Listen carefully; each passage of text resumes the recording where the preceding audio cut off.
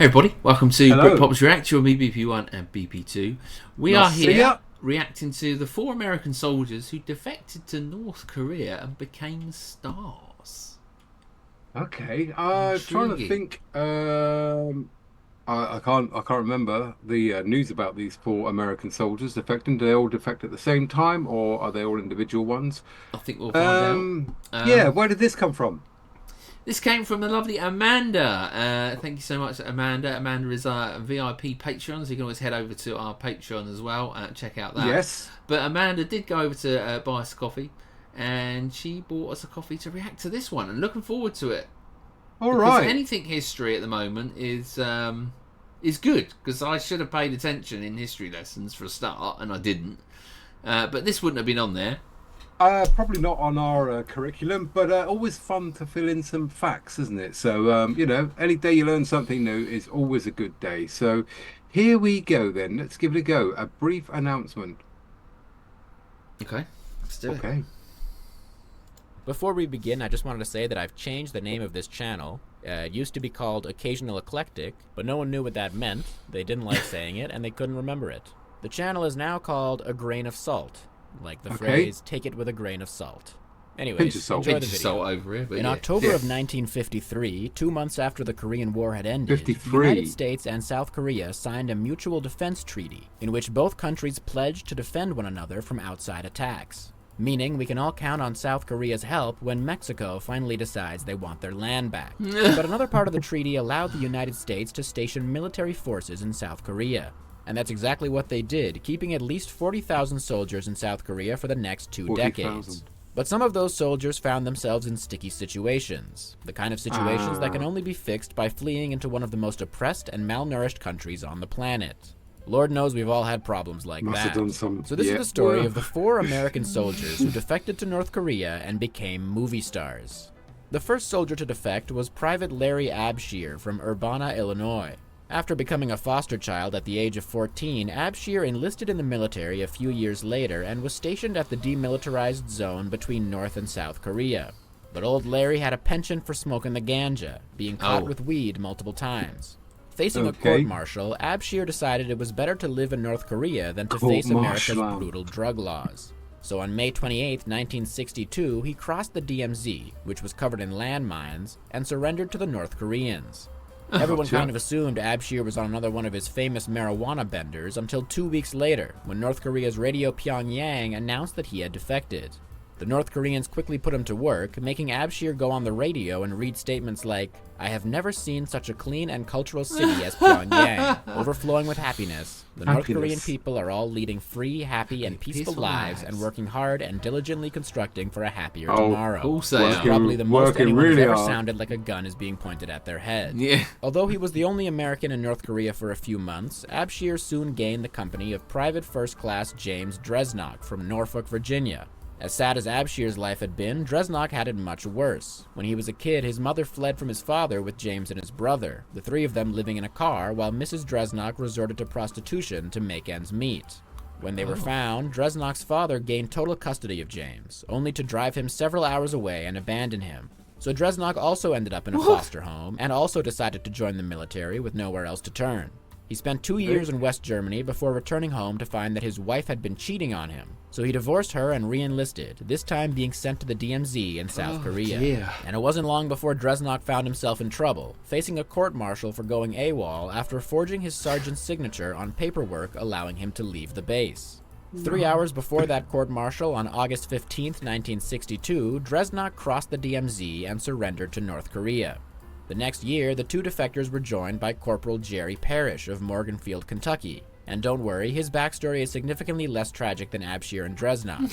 Although his parents were divorced, he was never sent to foster care and his mother wasn't a prostitute, so all things considered, he had it made. He worked with his father as a teenager, but was eventually fired and joined the military. Parrish is easily the most confusing of the defectors, as he was facing no trouble at all when he crossed the DMZ on December 6, 1963. But some reports have indicated that he fled because his stepfather believed he was sleeping with his stepsister and had threatened to kill him. Now that's the kind of thing they don't put in the porn. The totally reliable Radio Pyongyang said that Parrish had defected because he heard that everyone in North Korea has a job, which is the funniest reason they could have given. According to them, he was shocked by the miserable life of the South Korean people and decided to go to North Korea, where everyone is famously loving life. Say what you want about Radio Pyongyang, but they actually won 17 Pulitzers in 10 years. And if you believe that, you're exactly the audience Radio Pyongyang is looking for. The final of the defection quartet was Sergeant Charles Jenkins of Rich Square, North Carolina. After dropping out of high school following the death of his father, Jenkins enlisted in the Army at the age of 18 and later volunteered to deploy to South Korea.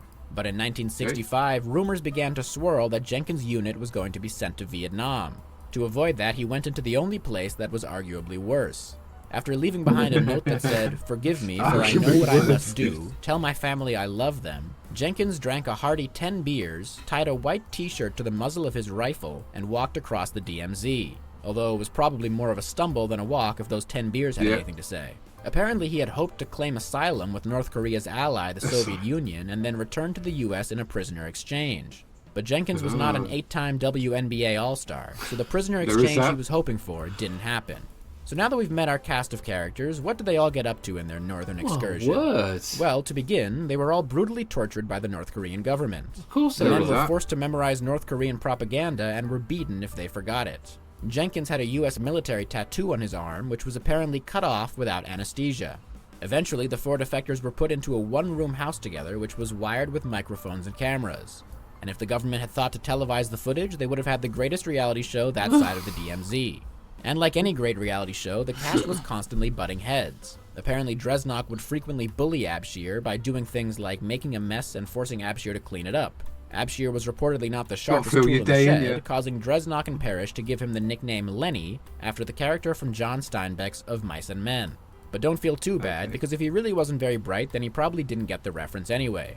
Jenkins encouraged Abshir to resist the bullying, and when Dresnok finally tried to attack Abshir, Jenkins came to Abshir's defense by beating Dresnok. And that's just a taste of the drama we could have seen on the reality show that almost was. All 4 of the men were used quite heavily for North Korean propaganda, appearing on magazine covers and on the radio. They had to teach English to North Korean soldiers to help turn them into spies, and they were even brought to the DMZ and forced to try and convince other soldiers to defect over the loudspeakers. Because nothing says you're happy to be somewhere like getting on a loudspeaker and telling everyone how happy you are. And some of them were certainly happier than others, and by some of them I mean Dresnok, who was apparently the most loyal to the North Korean regime and would frequently report the secrets of the others to the government. But even he was not happy enough to decline joining the men's only escape attempt in 1966, when all 4 of them slipped into the country's Soviet embassy. They were hoping that the Russians would give them asylum, but the Russians simply returned them to their captors. And you can only imagine how awkward that reunion was. And then they got beaten again. It took several years for the North Korean government to trust the 4 men again, but it seems things were patched over by 1972 when all 4 men were awarded North Korean citizenship, which I'm sure they were all thrilled about. They were also finally given their own homes and even their own wives. The government was hoping they would reproduce to create children who could become spies. But North Korean custom was against the idea of Koreans reproducing with Americans, so they had to find non-Koreans to marry these guys. And by find, I mean cruelly kidnap. Abshir's wife was a Thai woman named Anocha Panjoy. Dresnok's wife was a Romanian woman named Doina Bambea. Parrish's wife was a Lebanese woman named Saham Shraite. And Jenkins' wife was a Japanese woman named Hitomi Soga. All of these women were kidnapped or tricked into coming to North Korea solely to become the wives of the Americans. But at least 3 of them could take solace in the fact that they didn't end up with Dresnok. Occasionally, the defectors' jobs as slaves to North Korea allowed them to show off their creative side. In 1978, Kim Jong-il, they photoshopped him in very small, didn't they? Employed the Americans as actors in a series of movies he was making. Known as Unsung Heroes, the series was over 20 hours long, and the defectors each played different American villains throughout the movies. Abshir played Carl, a captain in the U.S. Secret Service. Dresnok played Arthur, a U.S. Army lieutenant colonel and POW camp commander. Parrish played Lewis, an Army lieutenant who sees the light and converts to communism. And Jenkins played Dr. Kelton, the mastermind behind the Korean War. I'm guessing Jenkins was the best actor of the bunch because it sounds to me like they gave him the juiciest role. But apparently it was Dresnok who became a fan favorite, achieving celebrity status in North Korea to the point that people would recognize him in public and call him Arthur after his character's name. And after the success of the Unsung Heroes cinematic universe, the Americans were called upon by Kim Jong-il for a few more film appearances, especially Jenkins and Dresnok, who had apparently become the Tom Hanks and Robert De Niro of North Korea. One of Dresnok's big roles was in the film From 5 p.m. to 5 a.m., in which he plays an American general who the North Korean heroes have only 12 hours to defeat. With roles that good, it almost makes the whole North Korean life imprisonment sound pretty nice. Alright. Okay. That's the same picture there that they got on the boat, isn't it? Of the guy in the white. Yeah. I mean, they're all very young there.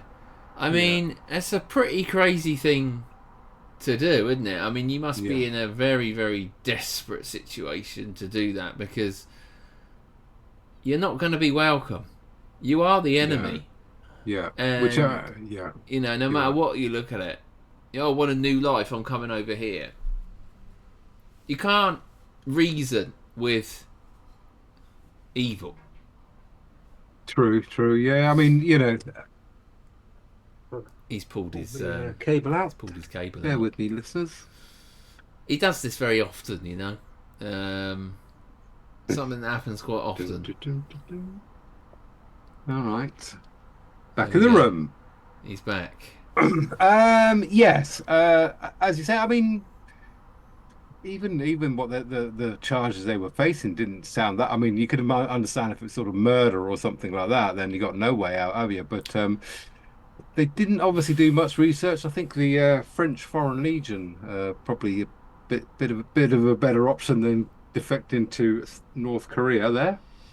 Yeah, I mean, smoking a bit of the old marijuana. What's the worst that could happen? Even if it was a beating. I mean, you're going to get a beating anyway. So. Yeah, not good. But the fact that they kept them there all that time, and then to ultimately become movie stars.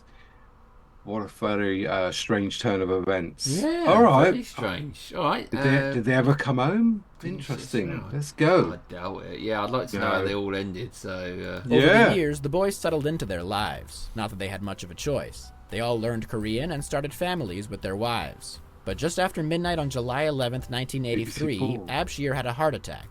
His wife called for Jenkins to help, as he was their neighbor at the time, but by the time Jenkins arrived, Abshir had already passed away. He was only 40 and had spent 21 years in North Korea, leaving him at a North Korean life percentage of 52.5%. But perhaps Abshir was lucky because he got to miss the North Korean famine of the 90s. Also known as the March of Suffering, the famine lasted 4 years and killed between 240,000 and 3.5 million North Koreans. It's quite the range there, but I guess they're not a nation of census takers. No. The famine ended in 1998, which is the same year that Parrish died of kidney failure. He clocks in at a North Korean life percentage of 64.8%. I hope that stepsister was worth it. So that left Jenkins and Dresnok, who were probably the two most interesting members of the group anyways, so it works out well from a narrative standpoint. After becoming a celebrity and having children, Dresnok adapted to North Korean life. His wife died of cancer in 1997, but he remarried and had a third child. In 2006, he was the subject of a documentary called Crossing the Line, in which he was interviewed by the filmmakers. Dresnok insisted that he loved living in North Korea and wouldn't return to America for any amount of money. Not that anybody was offering. Dresnok died of a stroke in November of 2016 after 54 years in North Korea, which amounted to 72.9% of his life. Two of his sons have followed in his footsteps, appearing as evil Americans in North Korean films. I guess the apple doesn't fall far from the DMZ. I know that joke was horrible, but you're too deep into this video to stop now. Then there was Jenkins, whose life took an unexpected turn. In 2002, Japan and North Korea signed the Pyongyang Declaration, which was intended to help relations between the two countries. It didn't really do that, but it did result in North Korea returning 5 kidnapped Japanese people. One of those people was Hitomi Soga, the wife of Charles Jenkins.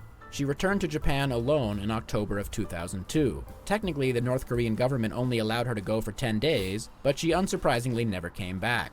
In 2004, North Korea allowed Jenkins and his 2 daughters to meet up with Soga in Indonesia, where they were promised residency by the government of Japan. And with that, Charles Jenkins had escaped North Korea.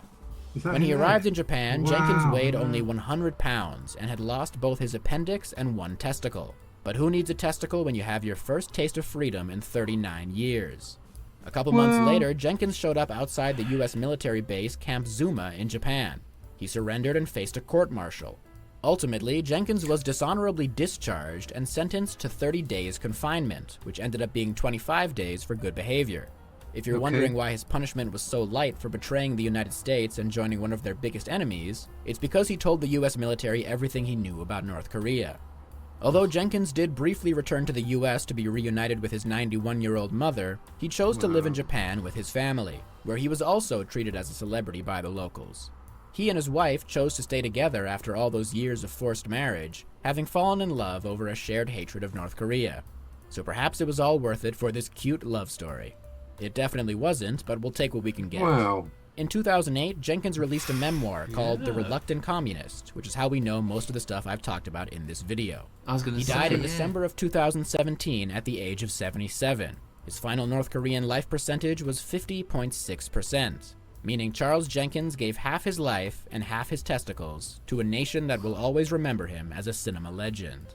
And that's the story of the 4 American soldiers who defected to North Korea and became movie stars. So if you're an American who's out of work, just remember, they're always looking for actors in North Korea. Wow! Okay. Very, very interesting. What a turn of events. And like I say, I mean, for the gentleman there to sort of finally come out, but then they decide to stay together because they got, fell in love during such bleak circumstances. I suppose you find comfort in whatever you've got at the time. Yeah. Very, very interesting. Never knew anything about any of those. I guess there's probably been more that have defected, but I guess they use these 4 as they became movie stars. But all in all, there you go, mate. Very interesting indeed. Really interesting. I think. Like you said, I was wondering if one got out. Yeah. Or did they all, live and die, and in there? But it obviously got out, and pretty amazing. Actually. Managed to tell, obviously, the all the details which are included here. So very good. Yes, enjoyed that one. Yeah. Never heard of it, but anything else like that out there that you think we would be interested in? Always looking for new and informative videos to look at and learn about. So please, in the comments, if you dare, let us know. Yeah, let us know. Thank you so much, Amanda, once again. Yes, you sent us another great video for us to check out. And I suppose a lot of people, both Americans and non-Americans, that won't have even known that. So, I love these little ones that we do. Brilliant. Very good. There you go, mate. Another fun-filled session by us too. So thanks for joining, and we'll be back tomorrow. Don't miss it. We will. Till then, it's goodbye from me. Goodbye from him. Goodbye. I'm off to do a testicle count. We're just going to flick. Audit.